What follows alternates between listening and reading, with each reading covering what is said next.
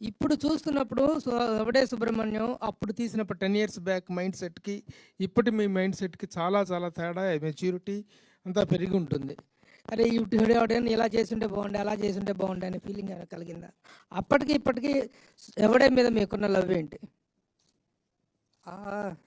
అంటే అన్ని సార్లు కూడా చూడలేదండి. జస్ట్ కొన్ని చేంజెస్ లాస్ట్ టైం కొంచెం తొందరలో మిక్సింగ్, కొంచెం తొందరలో కొన్ని మిస్ అయ్యాయి. అవి ఫిక్స్ చేసాము. నాకు ఎప్పుడు ఆ ఫస్ట్ మూవీ ఐ థింక్ అప్పుడు కూడా ఏదో ఆడియో ఫంక్షన్లో చెప్పాను, first movie is like your first child అన్నట్టు. సో ఎక్కువ ఆలోచించాము. It just one irrational love something లా దట్ ఉంటుంది ఆ సినిమాకి. అండ్ ఆల్సో ఆ నైవిటీ అంటారో ఇమ్మెచ్యూరిటీ అంటారో, ఆ ఇమ్మెచ్యూరిటీలో కొన్ని వర్కౌట్ అవుతాయి. కొంచెం ఎక్కువ ఆలోచించకుండా, కొంచెం ఎక్కువ సినిమా ప్రపంచం స్లాష్ బాక్స్ ఆఫీస్లు స్లాష్ అవన్నీ తెలుసుకోనప్పుడు తీసిన సినిమాలోనే కొంచెం ఎక్కువ మ్యాజిక్ ఉంటుంది. సో అది ఇంకా కనిపిస్తుంది సినిమాలో. ఇప్పుడు ఎవడే సుబ్రహ్మణ్యం, మహానటి అండ్ కల్కి, ఈ మూడింటిలో ద బెస్ట్ ఆఫ్ యువర్స్ అంటే ఏం చెప్తారు? అదే ఇంకా ఇప్పుడు ముగ్గురు పిల్లల జోన్లోకి వెళ్తాం. ముగ్గురు పిల్లలు. But I think most satisfaction I had was with Mahanati. అంటే నాకు టైం సరిగ్గా కలిసి వచ్చి ఒక ఎక్స్ట్రా 1 month ఫైన్ ట్యూన్ చేసుకునేంత టైం దొరికి సాటిస్ఫైడ్ ఉండే సినిమా. ఎవడే కల్కి రెండు కొంచెం హరిడ్ ఉండే.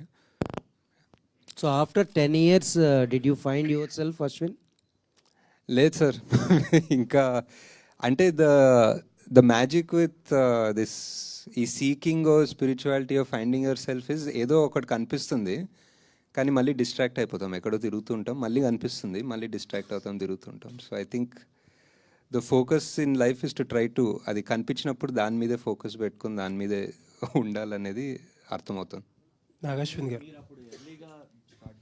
అప్పుడు చాలా యంగ్, ప్లస్ దట్టు సినిమా ఇండస్ట్రీకి రావాలి, మనం ఏదో ప్రూవ్ చేసుకోవాలని జీల్ ఒకటి ఉంటుంది. అయినా ఈ రిస్కీ లొకేషన్స్ ఇవన్నీ వెళ్ళి చేయగలిగారు, సక్సెస్ కొట్టారు. మళ్ళీ తర్వాతకి ఎందుకని ఆ న్యాచురల్ లొకేషన్లో చేయకుండా అన్ని సెట్స్ మీద డిపెండ్ అయ్యారు? చాయిస్ అంటే సినిమా బట్టి. ఇంకా అంటే నాకు దాని తర్వాత చాలా చేయాలనిపించిన సినిమా మహానటి, అని దానికి సెట్లు అవసరం. దాని తర్వాత చాలా చేయాలనిపించిన సినిమా కల్కి, దానికి ఆబ్వియస్లీ ఇంకా సెట్స్ అవసరం. సో ఐ థింక్ స్టోరీ బట్టి. ఇంకా it's not, I mean would love to travel. అంటే న్యాచురాలిటీకి మీరు అప్పుడు చేసిన దానికన్నా గ్రాఫిక్స్లో వీటిలో సెట్లో చేసిన దానికి అంటే స్టోరీ ఫీల్ అయింది అంటే స్టోరీ డెఫినెట్లీ. ఇప్పుడు దీనికి స్టోరీ అండ్ ఆల్సో అప్పుడు మీరు చెప్పినట్టు చాలా యంగ్. సో అప్పుడు నేను మా టీము నాని పదండి ఇప్పుడు హిమాలయాలకు వెళ్దామంటే అందరూ యా అన్నారు. ఇప్పుడు నానికి వెళ్దామంటే ఇప్పుడు చాలా డౌట్లు ఉంటాయి, ఇప్పుడు ఒప్పుకోరేమో. సో థింక్ ఆ youth also was a big factor. Nag Ashwin గారు సార్, హాయ్ అండి. 10 ఏళ్లలో 3 సినిమాలు, 3 different in a way. Yevade very satisfying film, తర్వాత మహానటి బయోపిక్స్లో ఒక క్లాసిక్, కల్కి ఆబ్వియస్లీ ఇప్పుడు పెద్ద కమర్షియల్ సక్సెస్. ఎవడే అప్పుడు 10 సంవత్సరాల్లో చాలా మారినాయి. మీరు మారారు, యాక్టర్స్ మారారు, అన్నీ మారారు. అన్నిటికంటే చూస్తే ఇప్పుడు సోషల్ మీడియాలో నాని అండ్ విజయ్ దేవరకొండ పెద్ద రైవల్స్ కింద అయిపోయారు. I don't know why. అసలు ఫ్యాన్స్ అందరూ కొట్టేసుకుంటున్నారు. మీరు ఐ డోంట్ నో ఎంతవరకు ఫాలో అవుతారో మీరు. Was it like last time ఎలా ఉండేది, అప్పుడు ఎలా ఉండేది, ఇప్పుడు చేయగలుగుతారు ఆ సినిమాలు?